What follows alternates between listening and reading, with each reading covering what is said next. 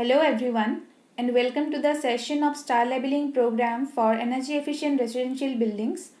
Dr. Purba Keskar will be presenting in this session. The implementation activities for the energy efficiency label is being undertaken by the Bureau of Energy Efficiency and GIZ under Indo-German Energy Program. Let's begin with the presentation. The star rating for energy efficient home is a very important step for achieving energy efficiency in the residential sector in our country. And it's a very important step not only in terms of the technical aspects, but reaching out to masses and encouraging them, inspiring them and motivating them for actually staying in an energy efficient home, buying a residential energy efficient home, and also operating a energy efficient home for themselves. So in our earlier session, we saw that the code is applicable for the entire building, but how do you really promote the users of individual dwellings to be more energy efficient? And this is where the idea of star rating for the individual dwellings came up, and an energy label was created for residential buildings. So Econivas Sanhita is a code, while this is a rating for dwelling units. So we already talked about the importance and how much energy the residential sector is demanding. And here you will find that electricity consumption by the residential and commercial sector were almost 33% of the other total energy requirement of our country. And it is one of the larger area where we need to concentrate on other than the industry. Also, when you start looking into details in terms of the energy demand within a residential building and the components that demand this energy, you will find that maximum energy is consumed for cooling, which is, you see, fans demand almost 34%, and your HVAC and refrigeration, HVAC demands almost 7%. So in totality, almost 41% of the total demand of a residential buildings is for cooling and heating, and moreover, cooling, because our country has more area having a climate where there is a lot of heat stress. Also, you will find that the next in line is lighting, which almost demands around 28%. And these are the two areas we need to concentrate on. Now, in our Econivas Sanhita, we said that BE has come out with Econivas Sanhita Part 1, which focuses more on solar passive measures or climate responsive measures for achieving energy efficiency, which deals mostly with the design of the envelope in terms of its fenestration, in terms of its choice of materials for roofs, roof assembly, choice of material for walling, glass, and other things. But here you will find that the energy label for residential building not only considers the solar passive aspects of it, but also looks at the electromechanical aspects of it in terms of artificial lighting, artificial conditioning of air, cooling of air, which is HVAC, and of course, mechanical ventilation, which is fans. So this label does not restrict itself to looking at the measures which are done for the envelope. It moves into the electromechanical energy systems of the building as well, or the dwelling unit as well. If you see the trend, the residential electricity consumption versus the area which is being built, you will find that it has steadily grown almost from 111 billion units to almost 698 billion units. So that is a kind of exponential rise that you are going to see. And this is a prediction that is going to really be a very high demand of energy from the residential sector.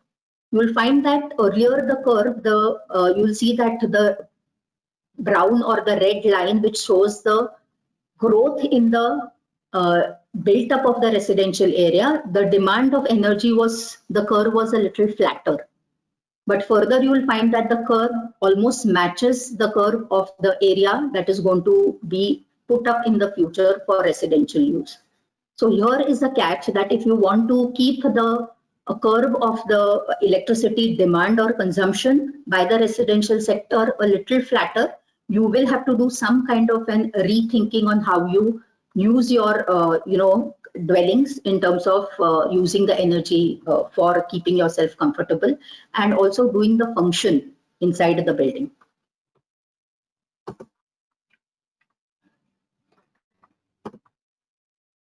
So this is again a finding that almost 30 billion square meters of new residential buildings will come up after 2018 till 2030. So within a span of 12 years, India is going to put up 30 million square meters of residential buildings.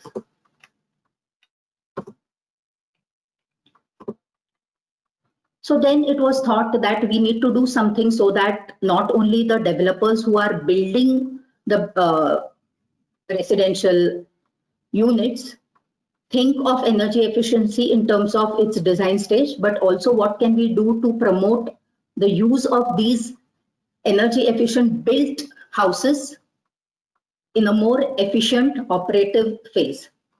So the objective of having such kind of a energy star labeling for residential sector was to achieve energy sustainability for India, not only sustainability but reliability, because we don't want to depend on outside factors for reliability of access to power and electricity for our citizens.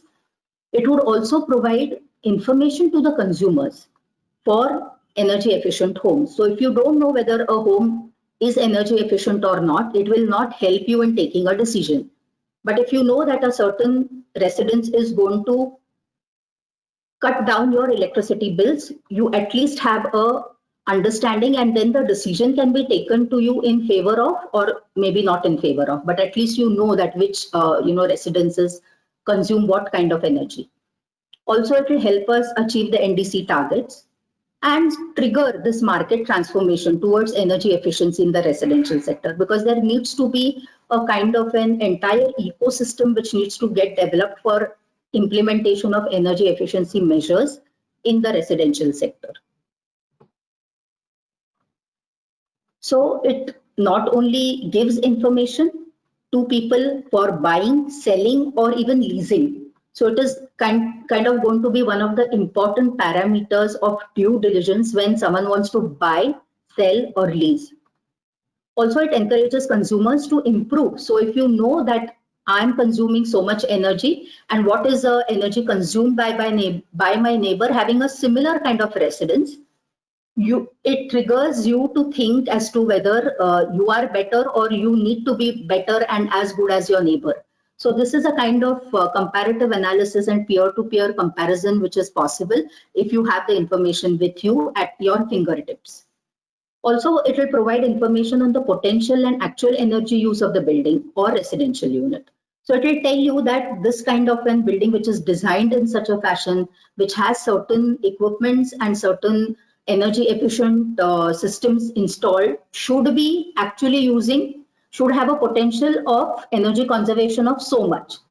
But if you realize that your energy bills are going to be more, then you can really check where you are going wrong, because you are using a energy efficient infrastructure probably in not a very good way. So this is also a important objective, or rather help, that this kind of an initiative will bring to the residential sector.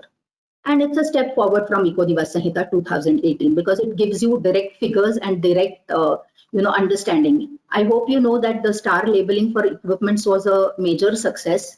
This initiative was introduced by BE to compare the energy efficiency of different energy systems like refrigerators, like fans, like washing machines. And when you went to the market to buy, you did ask how many stars does this equipment have, and you knew that more number of stars means that it is going to be more energy efficient. So such kind of easy information, if available and labeled for a residence, you will be able to figure out immediately, looking at the number of stars that have been awarded for the dwelling unit, as to how energy efficient that dwelling unit infrastructure is.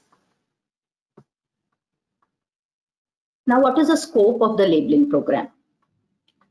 It is applicable to new residences, but it is also applicable to existing residences. So this is where it differs from the Eco-Niwas Sanhita.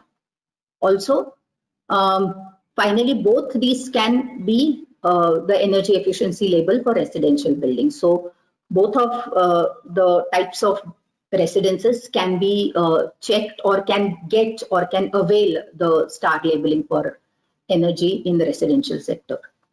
So it covers all types of residential buildings, and right now this label is not a very mandatory kind of a thing, but slowly and steadily, as we these are the initial steps that we are taking to create awareness about this kind of an energy label. But slowly and steadily it will go to the states, and then the states will take this up with a lot of initiative, and probably there will be a mandate. Probably this can also be included in the RERA. So we really don't know where this is going to go, but I'm sure that it is going to be taken up very vigorously after the situation of COVID. And there is surely a market transformation which is going to happen for the country. What are the estimated savings? So the savings are almost up to 278 billion units, which is 278 giga units. And you know that when we are saying that there are savings in the energy requirement, what does it mean? It means less investment in future energy infrastructure. So if you want to put up a thermal power plant in the future, that need is now not valid because you have already reduced the demand by way of energy efficiency, inducing energy efficiency in the residential sector. And you also know that for putting up a thermal plant, you need a lot of water. And because the thermal plant is going to run, there is going to be a lot of carbon emissions. There's going to be a lot of pollution which is put up in the air. So when we say that we are going to save energy, we are ultimately talking also about the indirect benefits. It's not only energy saving, it's also reducing of carbon dioxide emissions in the atmosphere, which is also looking at our national targets.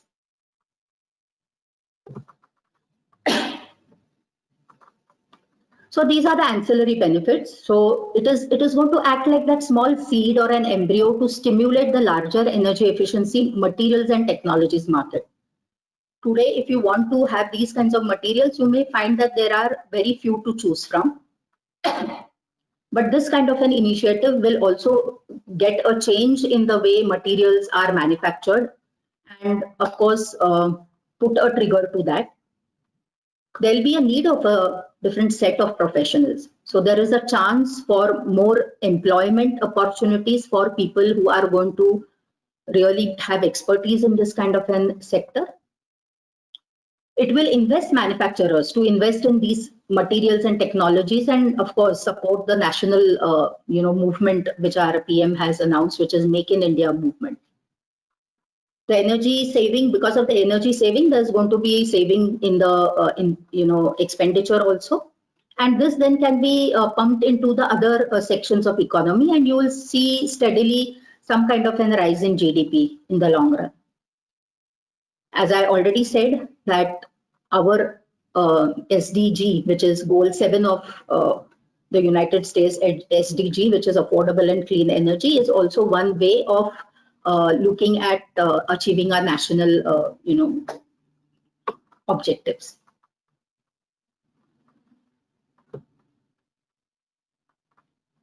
So how is it different? Here you will find that there is no minimum requirement of any area or connected load for a dwelling unit. It could be as small as maybe 30 square meters, which is around 300 square feet. And it could also look at maybe big apartments. So it doesn't have an area kind of an eligibility given, nor connected load eligibility has been defined. So if you see how it is connected to each other, ECBC-R, which is the Eco-Niwas Sanhita, if you comply to the minimum requirements and have a Eco-Sanhita compliant building, it will mean that it is also in line with achieving the 1-star rating for the energy label. However, you have to understand that Eco-Niwas Sanhita right now is part 1, which only deals with envelope, and therefore right now in today's condition, complying to Eco-Niwas Sanhita may not necessarily mean complying with your energy label, or rather having a 1-star, because this meaning of getting a 1-star is not only having a good envelope, but it also meaning that you have installed good energy efficient infrastructure. Now, what is it awarded on? The star rating is awarded on the basis of EPI. So for the experts, you already know what the EPI is, but for others, Energy Performance Index is the annual energy consumption per built up area of that space. Now, to aid the maximum, common people to apply for this kind of an rating, BE has prepared an online platform. And a user can apply for the label through this online platform and then seek an award under this program. So here again, you'll find that there is a backend to this online program. It is a simulation-based tool which helps, internally calculates the EPI. So you need not really sit on calculating the EPI. You can just enter the important information which is asked out of you about the dwelling unit or the building, and then start, you just have to click a button and internally the simulation does its work and pops out with an EPI for you to understand. So once you understand what is an EPI, the EPI calculations internally. So what I'm trying to tell you, what is the logic behind the simulation software?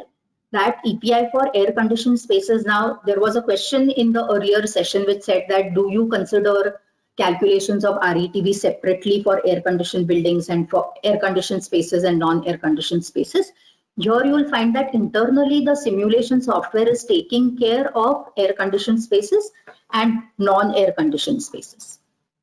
So here you will find that EPI for AC spaces are considered at 24 degrees set point, which is typically your EPI E1 calculations. While as for non-air conditioned spaces, EPI for other spaces, IMAC, which is Indian Model for Adaptive Comfort, NV set points are considered. Now, IMAC was developed by CEPT, and it is now in public domain. You can access this kind of a document and see how the Indian Model for Adaptive Comfort has been put in. So when calculating, it will calculate E1 for air conditioned spaces. It will also calculate E2 and then add these two.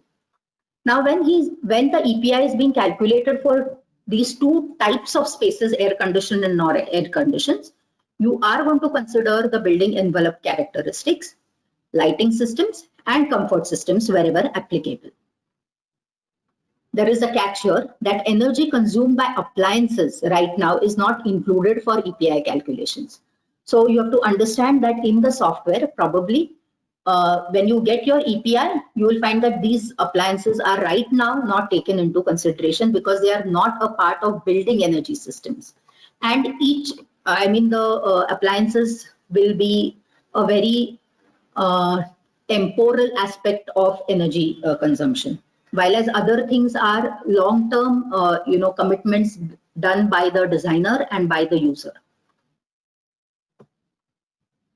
Now, what are the benchmarks? Again, you will find here that the benchmarks differ as per the climate zone. Like I said earlier, you know that different climate stresses would demand different kind of energy, and therefore the benchmarks are logically and rationally devised. So you'll find that, say, if you say a building is in, say, Aurangabad. Aurangabad is a hot, dry place. And if you take a composite place, say like Pune. So if you take a building, a residential building, if you want to get 1 star, minimum EPI should be 55. And when you cross your EPI to your maximum EPI should be 55. It's 55 less than EPI and less than or greater to 67. So you'll find that as you move higher towards the higher stars, your commitment to energy consumption becomes more and your EPI commitment becomes lesser. So EPI has to be lesser and lesser. So your energy consumption per square meter of built up area should be lesser and lesser. So for a 1 star in a hot and dry building, a residential building, if you have your EPI somewhere between 55 and 57, you get 1 star. And if it is less than or equal to 29, you will get a 5 star. But if you take a EPI of say 65, let's say a residential building has an EPI of 65. If it is in hot dry place, you will get 1 star. But if it is in a composite, if it is in a composite place, you will not even get 1 star because your EPI is more than 60. Right. So what I'm trying to tell you that the benchmarks for different climate zones are different, and you will have to refer to this when checking what kind of star your residential building will get if it has a certain kind of EPI.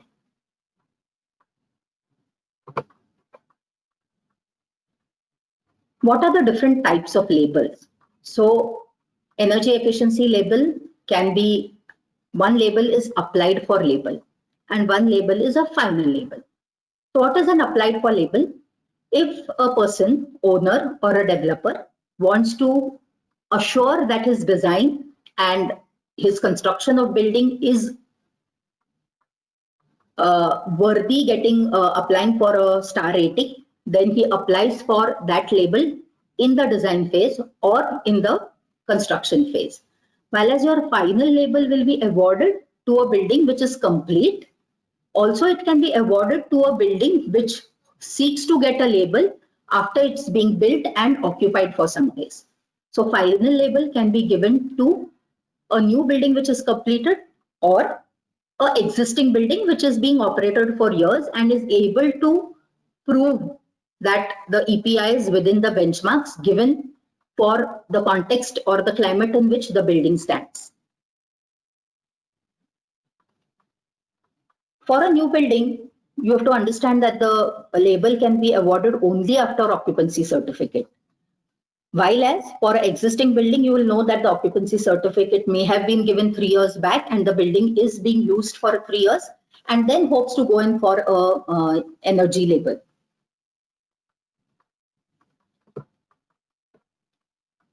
Now, what are the key stages of proposed labeling program?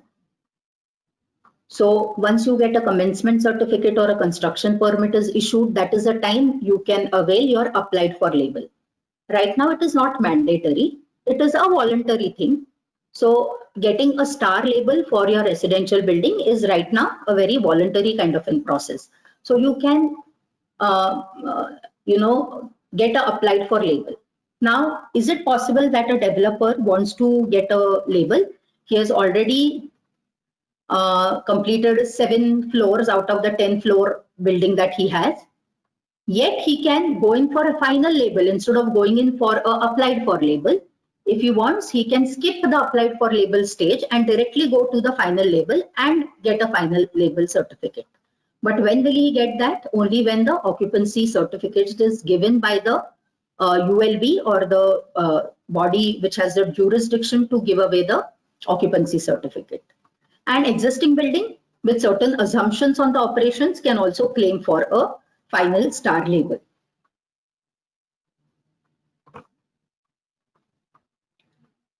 Now, how do you get this done?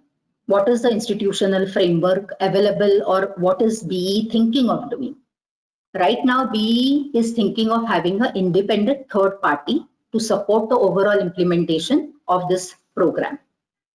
So this independent body will then actually probably help, guide, address queries for anything that needs to be done for achieving or getting the label for the residential program. So how is the application process? So first, let us understand that once we apply, what are the things that come under the scrutiny? So first is that one check has to be given for eligibility, where probably RERA registered building can be considered for eligibility. Whether data is complete or not also is something the software will consider when looking at the data which has been entered. It will also probably look at the supporting documents may be demanded for reassuring the genuineness of the entire application. One also will be checking at the data redundancy. Some checks for errors in calculation of EPI will also be considered, and a complete authenticity check will also be done. So for checking this, there may be a needed some need of a third party, and in case the information is incomplete by the applicant, then the applicant will be informed that this application that you have done is incomplete, and therefore will be kept on hold till all the details are submitted. So step by step, notifications will be given to the end user who is trying to apply if he's going wrong somewhere, or his data is incomplete, or maybe there is some problem in the way he has entered the data. What is the process? So first and foremost, one has to register typically. Then you have to also, not yourself. So first you have to register yourself as a company or as an owner or as a developer. Then what you have to do is you have to register the property, because it may so happen that if a developer is interested in getting a star label, he may be working on 5 different projects. So first he registers himself as a developer, then he registers a property which he wants to have this energy labeling. And further, once your property registration is done, then you have to do the application, and you have to prepare for submission of all the detailed requirements that are being asked for in terms of maybe walling material, roofing material, what is the lighting that you are having. So all those kinds of things you have to fill in here during your application. And finally, there will be a scrutiny, which will also include a backend software, and finally a approval for a label will be given. So this is the entire process one would have to do. I'm going into slight detail of how it is done. So I'll explain in very brief. So here you will find that there is a preparation stage where registration and project property is entered. Then an application process where application submission is done, scrutiny is also done, and finally some approval for label is also given. So that is a process. Then there is an implementation stage. So if someone has gone in for applied for label, then the implementation stage is very, very important, because you may have to change your applied for label to a final label. So there is some kind of an renewal that you have to do. Label transfer could be possible. Changes in already awarded label is also possible. And maybe you realize that your building is not getting any stars, so you may have to uptake certain strategies and then again apply. So all this thing would be happening in the implementation stage. And once you get the label, there will be a slight monitoring and verification kind of an process as well, where verification audits will be considered and data reporting will be done to monitor how the building or the dwelling is behaving for its energy efficiency. So for a user registration, which is the first step, you have to access the portal, then sign up for an account, enter all the details in terms of personal details if it is an owner, or the company details if it is a developer. Then you will get a OTP verification. Like any other app, you will get a OTP verification, which number you have to enter into the portal. Once you enter that, this means that your account is created. So once your account is created, then you can enter the project information, where you go to the process B and fill in all the details. So right from whether you want to apply it for applied for label or an existing building, or is it a final label, whatever. So all that you have to enter, and then enter all the specifications which are asked out of you in that particular portal for the project to get registered. Now then what happens? If you simply follow the process, then you log into the portal, select the application type, whether you are applied for label or final label. After that, put in all the details of the project. Then after you apply, there will be an automatic validation, and it will say, okay, all the data entered is valid and correct. And then the person who is applying will sign off. He'll say, okay, now I have entered all the data is correct and true to my understanding. And then he will submit the file. Once he submits the file, simulation happens. And if your project is getting some star, it will say, yes, you have got a star. But if you don't, then you will get a response that right now your project is not meeting any of the labeling, and you may have to think of new strategies so that your project will be energy labeled. But yes, if you are getting some kind of an star, then your achieved EPI will be displayed and it will say that you have achieved this EPI and probably this is a star that you're getting. Once that happens, there is a window which will come up where you have to pay for your application fees. And this link will only get active if your project is being considered for the labeling.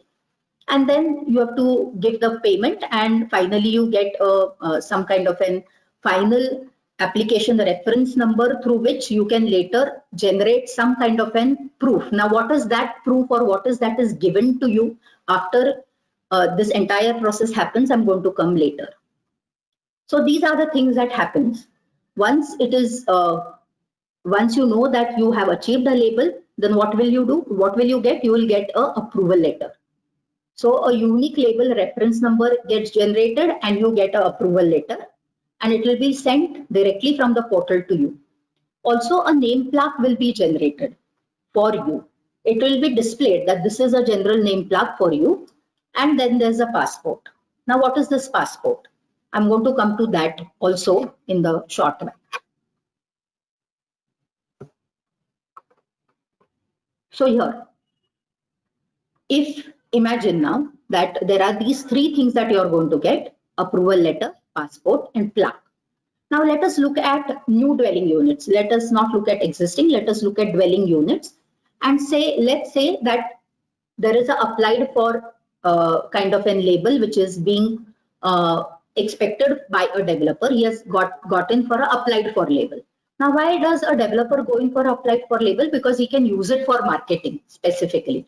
So he can say that we have achieved a applied for label, 3-star maybe for our residential building which is coming up, and he can use that information for marketing. So he gets an approval letter, and for the final star labeling, what does he get? He again gets a approval letter. Now, if you're looking at new dwelling units, does he get a passport when he's wanting to apply for label? No, because it's yet in process. Your building is not yet built and completed. So you will not get a passport, nor will you get a plaque. But if you have applied for a final star label, even for a new dwelling unit, you can apply for a final star label. So there you will get an approval letter, you will get a passport, and you will get a plaque. So all three things are, you are eligible to get all three things only if your building is completed and got a completion certificate, or it is occupied for a few days and you have a occupancy certificate with you. So this is a plaque which gets generated, and it will be given only if the applicant desires to get it.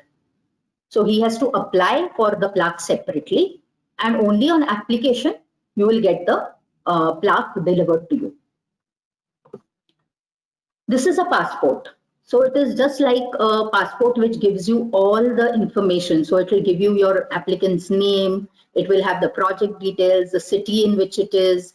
It will also give you the unique label reference number, which I said, which is unique to that project of yours. It will give you all the details. It will mention the RETV, it will mention the LPDs, it will mention the air conditioner type. It will also go up to that level to mention the U value of the roof assembly. So all the details of your dwelling unit will be mentioned in this passport. So this is like a summary kind of, all the measures that you have done, and the EPI is also mentioned in this kind of an passport. So this passport is a certificate booklet of a building to maintain records finally. And it is going to be used through the entire life cycle of that building. What is a label validity? So for an applied for label, which is new construction, it's 3 years. So if I'm a developer or if I'm an owner who's thinking of building a bungalow, maybe the bungalow gets built in a year and I turn my applied for label into a final label, of course. But if I'm a developer and I have a large, project going on, which may not get completed in 3 years, then what do? You have, and you want the applied for label for you to market. So which means that you apply for the label, and then after 3 years, if your building is not complete, you again renew the label, right? Or if you have applied for directly final star label, then the validity is 5 years. Now, if my building is an existing building, once I get a label, it will be valid for 5 years, and then again you'll have to reapply. And what about the plaque? Validity of the plaque, it will be linked with the validity of respective final star labeling. So it is anyway, plaque is not going to be awarded for applied for label. So it is only applicable for final star label. Now, how do you deal with the ownership and transfer of these labels? Now, there's a possibility that a developer who has already got his building applied for label for his building. And before he gets the completion certificate, there is a possibility that he wants to transfer this to the owner. Now, is it really possible that the owner occupies the building before completion certificate? Legally, no. And therefore, it is not applicable. So a developer transferring the label to the owner in the applied for label is not possible.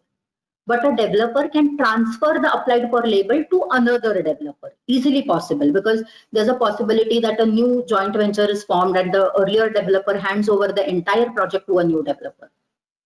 And owner to owner, it's not possible because owner himself is kind of, say it's a bungalow which he is building for himself. So he will not be able to transfer it in the applied for stage of the label. But for the final label, it is possible that a developer has got a final label for his own project and he wants to transfer it to the owner. Is it possible? Yes, it is possible. And of course, you will have to submit a request to BE for change of this identity, because now the number and the reissue of the passport and the plaque, everything will happen only if you seek for the change in ownership of the. Similarly, owner to owner, developer to developer is not possible for final label, because once the building is complete, anyway, the role of the developer in that particular project gets over. And finally, it's the owner who will finally be responsible.